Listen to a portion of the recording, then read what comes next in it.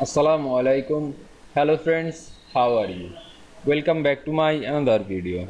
In this video, I am going to show you how to change caps to lowercase in Adobe InDesign. Let's get started. At first, you have to open your Adobe InDesign software. Then open your document with some text. Now you can see here are my document with some text in uppercase or caps option. Now I make it change caps to lowercase. At first I have to select this text, then go to type option. Now you can see here are change case option. Now I make it lowercase. Now click outside of this text box. Now you can see I change caps to lowercase in Adobe InDesign very easily. I hope you enjoyed my video. Please like, comment, share and subscribe my channel. Thanks for watching.